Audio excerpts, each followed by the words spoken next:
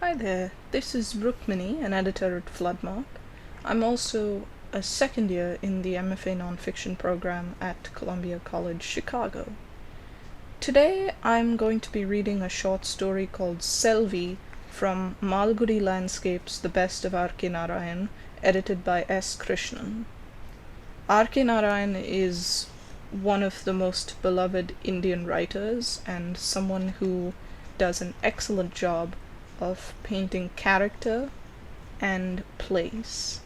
I love reading his work because it always takes me back to India, where I grew up. Selvi. At the end of every concert, she was mobbed by autograph hunters. They would hem in and not allow her to leave the dais. At that moment, Mohan, slowly progressing towards the exit, would turn round and call her across the hall. "Selvi, hurry up! You want to miss the train?" Still a lot of time, she could have said, but she was not in the habit of contradicting him. For Mohan, this was a golden chance not to be missed, to order her in public and demonstrate his authority.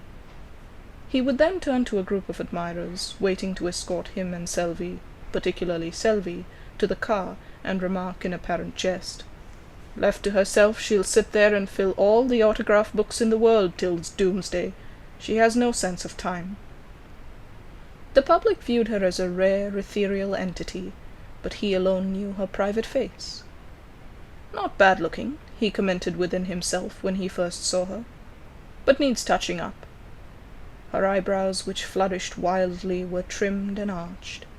For her complexion, by no means fair, but just on the borderline, he discovered the correct skin cream and talcum which imparted to her brow and cheeks a shade-confounding classification. Mohan did not want anyone to suspect that he encouraged the use of cosmetics. He had been a follower of Mahatma Gandhi, and spent several years in prison, wore only cloth spun by hand, and shunned all luxury. There could be no question of his seeking modern artificial aids to enhance the personality of his wife.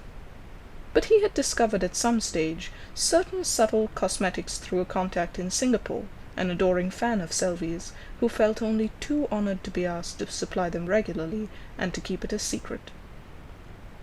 When Selvi came on the stage, she looked radiant, rather than dark, brown, or fair, and it left the public guessing and debating whenever the question came up as to what color her skin was. There was a tremendous amount of speculation on all aspects of her life and person wherever her admirers gathered, especially at a place like the Boardless, where much town talk was exchanged over coffee at the tables reserved for the habitués. Varma, the proprietor, himself loved to overhear such conversation from his pedestal at the cash counter, especially when the subject was Selvi. He was one of her worshippers, but from a distance, often feeling, "Goddess Lakshmi has favoured me. I have nothing more to pray for in the line of wealth or prosperity, but I crave for the favour of the other goddess, that is Saraswati, who is in our midst today as Selvi the divine singer. If only she will condescend to accept a cup of coffee or sweets from my hand, how grand it would be! But alas, whenever I carry a gift for her, he takes it and turns me back from the porch with a formal word of thanks." Varma was only one among the thousands who had a longing to meet Selvi, but she was kept in a fortress of invisible walls. It was as if she was fated to spend her life either in solitary confinement or fettered to her gaoler in company. She was never left alone even for a moment with anyone. She had been wedded to Mohan for over 2 decades, and had never spoken to anyone except in his presence. Visitors kept coming all day long for a darshan of Selvi, but few ever reached her presence. Some were received on the ground floor, some were received on the lawns, some were encouraged to go up the staircase, but none could get a glimpse of her, but only of Mohan's secretary, or the secretary's secretary. Select personalities, however, were received ceremoniously in the main hall upstairs and seated on sofas. Ordinary visitors would not be offered seats, but they could occupy any bench or chair found scattered here and there and wait as long as they pleased, and go back whenever they came from. Their home was a huge building of East India Company days, displaying arches, columns, and gables, once the residence of Sir Frederick Lawley, whose statue stood at the town square, who had kept a retinue of 40 servants to sweep and dust the 6 oversized halls built on 2 floors, with tall doors and Gothic windows and Venetian shutters, and set on several acres of ground, 5 miles away from the city on the road to Memphi Hills. The place was wooded with enormous trees. Particularly important was an elm, or oak, or beech, no one could say, at the gate, planted by Sir F. Lawley, who had brought the seedling from England, said to be the only one of its kind in India. No one would tenant the house, since Sir Frederick's spirit was said to hover about the place, and many weird tales were current in Malgudi at that time. The building had been abandoned since 1947, when Britain quit India. Mohan, who at some point made a bid for it, said, "Let me try. Gandhiji's non-violence rid the country of the British rule. I was a humble disciple of Mahatmaji, and I should be able to rid the place of at least a British ghost by the same technique." He found money to buy the house when Selvi received a fee for lending her voice to a film star, who could just move her lips to synchronize with Selvi's singing, and attained thus much glory for her performance in a film. But thereafter Mohan definitely shut out all film offers. "I'll establish Selvi as a unique phenomenon on her own, not as a voice for some fat cosmetic dummy." Bit by bit, by assiduous publicity and word-of-mouth recommendation, winning the favor of every journalist and music critic available, he had built up her image into its present stature. Hard work it was over the years. At the end, when it bore fruit, her name acquired a unique charm. Her photograph began to appear in one publication or another every week. She was in demand everywhere. Mohan's office was besieged by the organizers of musical events from all over the country. "Leave your proposal with my secretary, and we will inform you after finalizing our calendar for the quarter," he would tell one. To another he would say, "My schedule is tight till 1982. If there is any cancellation, we'll see what can be done. Remind me in October of 1981. I'll give you a final answer." He rejected several offers for no other reason than to preserve a rarity value for Selvi. When Mohan accepted an engagement, the applicant, more a supplicant, felt grateful, notwithstanding the exorbitant fee, half to be paid immediately in cash without a receipt. He varied his tactics occasionally. He would specify that all the earnings of a certain concert should go to some fashionable social service organization carrying well-known names on its list of patrons. He would accept no remuneration for the performance itself, but ask for expenses in cash which would approximate to his normal fee. He was a financial expert who knew how to conjure up money, and at the same time keep income tax at arm's length.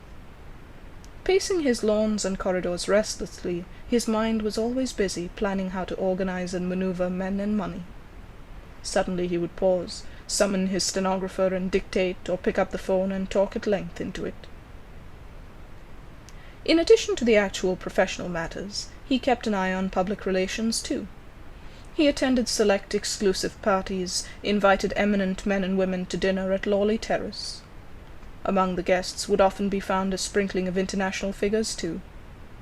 On his walls hung group photographs of himself and Selvi in the company of the strangest assortment of personalities: Tito Bulgarian, Yehudi Menuhin, John Kennedy, the Nehru family, the Pope, Charlie Chaplin, yogis and sportsmen and political figures taken under various circumstances and settings. At the board lists, there was constant speculation about Selvi's early life. Varma heard at the gossip table that Selvi had been brought up by her mother in a back row of Vinayak Mudali Street, in a small house with tiles falling off, with not enough cash at home to put the tiles back on the roof, and had learnt music from her, practicing with her brother and sister accompanying her on their instruments. At this time Mohan had a photo studio on Market Road. Once Selvi's mother brought the girl to be photographed for a school magazine after she had won the first prize in a music competition. Thereafter Mohan visited them casually now and then as a sort of well-wisher of the family, sat in the single chair their home provided, drank coffee, and generally behaved as a benign god to that family by his advice and guidance. Sometimes he would request Selvi to sing, and then dramatically leave the chair and sit down on the floor cross-legged with his eyes shut, in an attitude of total absorption in her melody, to indicate that in the presence of such an inspired artist it would be blasphemous to sit high in a chair. Day after day he performed little services to the family, and then gradually took over the management of their affairs. At the Boardless, no one could relate with certainty at what point exactly he began to refer to Selvi as his wife, or where, when, or how they were married. No one would dare investigate it too closely now. Mohan had lost no time in investing the money earned from the film in buying Lawley Terrace. After freshening up its walls with lime wash and paints, on an auspicious day he engaged Gaffar's taxi and took Selvi and the family to the terrace. While her mother, brother, and sister looked excited at the dimension of the house as they passed through the 6 halls, looked up at the high ceiling, and clicked their tongues, Selvi herself showed no reaction. She went through the house as if through the corridors of a museum. Mohan was a little disappointed and asked, "How do you like this place?" At that, all she could say in an answer was, "It looks big." At the end of the guided tour, he launched on a description and history, avoiding the hauntings, of the house. She listened, without any show of interest. Her mind seemed to be elsewhere. They were all seated on the gigantic settees of the company days, which had come with the property and were left behind because they could not be moved. She didn't seem to notice even the immensity of the furniture on which she was seated. As a matter of fact, as he came to realize later in the course of their hundreds of concert tours, she was habitually oblivious of her surroundings. In any setting, mansion or 5-star hotels with luxurious guest rooms and attendants, or a small town or village home with no special facilities or privacy, she looked equally indifferent or contented. Washed, dressed, and was ready for the concert at the appointed time in the evening. Most days she never knew or questioned where she was to sing or what fee they were getting. Whenever he said pack and get ready, she filled a trunk with her clothes, toiletry, and tonic pills, and was ready, not even questioning where they were going. She sat in a reserved seat in the train when she was asked to do so, and was ready to leave when Mohan warned her they would have to get off at the next stop. She was undemanding, uninquiring, uncomplaining. She seemed to exist without noticing anything or anyone, wrapped in some secret melody or thoughts of her own. In the course of a quarter-century, she had become a national figure, travelled widely in and out of the country. They named her the Goddess of Melody. When her name was announced, the hall, any hall, filled up to its capacity and people fought for seats. When she appeared on the dais, the audience was thrilled as if vouchsafed a vision, and she was accorded a thundering ovation. When she settled down, gently cleared her throat, and hummed softly to assist the accompanists tune their instruments, a silence fell among the audience. Her voice possessed a versatility and reach which never failed to transport them. Her appeal was alike to the common, unsophisticated listener, as to pundits, theorists, and musicologists, and even those who didn't care for any sort of music liked to be seen in her concerts for prestige's sake. During a concert, wherever it might be, Madras, Delhi, London, New York, or Singapore, Mohan occupied as a rule the central seat in the first row of the auditorium, and riveted his gaze on the singer, leaving people to wonder whether he was lost in her spell, or whether he was inspiring her by thought transference. Though his eyes were on her, his mind would be busy doing complicated arithmetic with reference to monetary problems, and he would also watch unobtrusively for any tape recorder that might be smuggled into the hall. He never permitted recording, and note slyly the reactions of VIPs flanking him. He planned every concert in detail. He would sit up in the afternoon with Selvi and suggest gently but firmly, "Wouldn't you like to start with the Kalyani Varnam, the minor one?" And she would say yes, never having been able to utter any other word in her life. He would continue, "The second item had better be Tyagaraja's composition in Begada. It'll be good to have a contrasting raga." And then his list would go on to fill up about 4 hours. "Don't bother to elaborate any pallavi for this audience, but work out briefly a little detail in the Todi composition. Afterwards you may add any item you like, light bhajans, javalis, or folk songs. offering her a freedom which was worthless, since the program as devised would be tight-fitting for the duration of the concert, which, according to his rule, should never exceed 4 hours. But for my planning and guidance she'd make a mess, which none realizes, he often reflected. Everyone curried Mohan's favour and goodwill in the hope that it would lead him to the proximity of the star. Mohan did encourage a particular class to call on him, and received them at the central hall of Lawley Terrace. He would call aloud to Selvi when such a person arrived, "Here is so-and-so, come." It could be no ordinary name. Only a minister, or an inspector general of police, or the managing director of a textile mill, or a newspaper editor, who in his turn would always be eager to do some favour to Mohan, hoping thereby to be recognized eventually by Selvi as a special friend of the family. Selvi would come out of her chamber 10 minutes after being summoned, and act her part with precision. A wonderful smile, and namaste with her palms gently pressed together, which sent a thrill down the spine of the distinguished visitor, who would generally refer to her last concert and confess how deeply moving it had been, and how a particular raga kept ringing in his ears all that evening long after the performance. Selvi had appropriate lines in reply to such praise. "Of course I feel honoured that my little effort has pleased a person of your calibre," while Mohan would interpose with a joke or a personal remark. He didn't want any visitor, however important, to hold her attention, but would draw it to himself at the right moment. At the end, Mohan would feel gratified that his tutored lines, gestures, and expressions were perfectly delivered by Selvi. He would congratulate himself on shaping her up so successfully into a celebrity. But for my effort she'd still be another version of her mother and brother, typical Vinayak Mudali Street products, and nothing beyond that. I'm glad I've been able to train her so well." In order that she might quickly get out of the contamination of Vinayak Mudali Street, he gently, unobtrusively began to isolate her from her mother, brother, and sister. At the beginning a car would be sent to fetch them once a week, but as Selvi's public engagements increased, her mother and others were gradually allowed to fade out of her life. Selvi tried once or twice to speak to Mohan about her mother, but he looked annoyed and said, "They must be all right. I'll arrange to get them, but where is the time for it? When we are able to spend at least 3 days at home, we will get them here." Such a break was rare. Generally they came home by train or car and left again within 24 hours. On occasions when they did have time, and if she timidly mentioned her mother, he would almost snap, I know, I'll send money to Vinayak Street, but some other time. We have asked the governor to lunch tomorrow, and they will expect you to sing, informally of course, for just 30 minutes. The day after that, Selvi would put in hesitantly, and he would ignore her and move off to make a telephone call.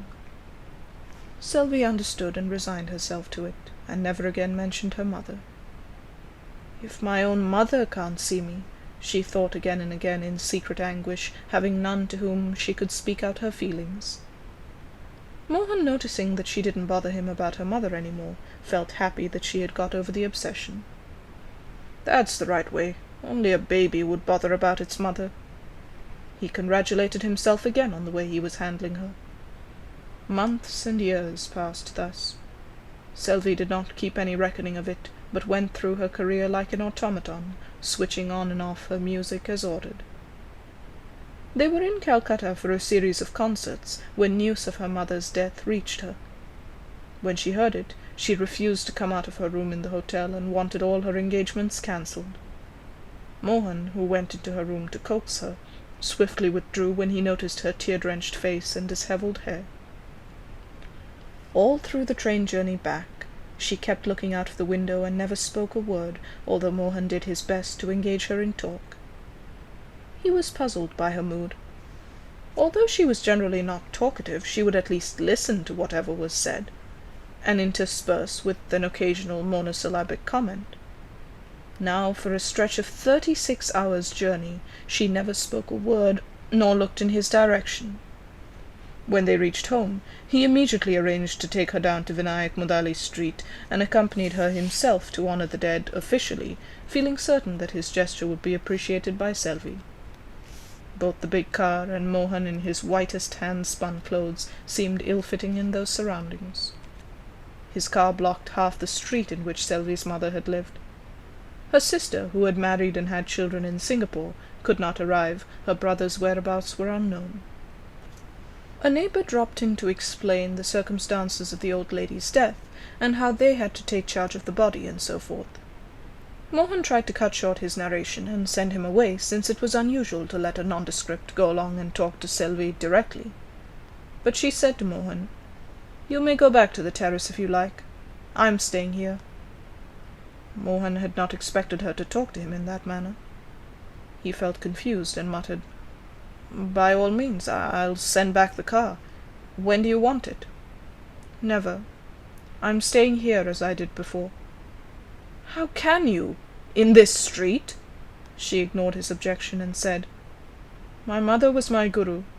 Here she taught me music, lived and died. I'll also live and die here. What was good for her is good for me too."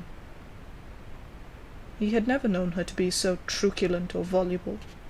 She had been for years so mild and complacent that he never thought she could act or speak beyond what she was taught. He lingered, waiting for a while, hoping for a change of her mood. Meanwhile the neighbour was going on with his narration, omitting no detail of the old lady's last moments and the problems that arose in connection with the performance of the final obsequies. "I did not know where to reach you, but finally we carried her across the river, and I lit the pyre with my own hands and dissolved the ashes in the saryu. After all, I've known her as a boy, and you remember how I used to call her auntie and sit up and listen when you were practicing?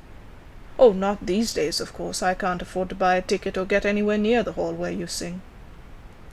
Mohan watched in consternation. He had never known her to go beyond the script written by him. She had never spoken to anyone or stayed in company after receiving his signal to terminate the interview and withdraw. Today it didn't work. She ignored his signal, and the man from Vinayak neighbourhood went on in a frenzy of reliving the funeral. He felt triumphant to have been of help on a unique occasion. After waiting impatiently, Mohan rose to go. "Anything you want sent down?" "Nothing," she replied. He saw that she had worn an old sari and had no makeup or jewellery, having left it all behind at the terrace. "I need nothing." "How will you manage?" She didn't answer. He asked weakly, "You have the concert series at Bhopal. Shall I tell them to change the dates?" First time he was consulting her on such problems. "Do what you like," she simply said. "What do you mean by it?" No answer. He stepped out and drove away. The car had attracted a crowd, which now turned its attention to Selvi. They came forward to stare at her, a rare luxury for most. The citadel having been impregnable all these years, she had been only a hearsay and a myth to most people. Someone said, "Why did you not come to your mother's help? She was asking for you." Selvi broke down and was convulsed with sobs.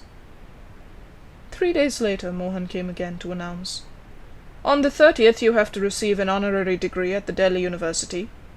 She just shook her head negatively. "The Prime Minister will be presiding over the function."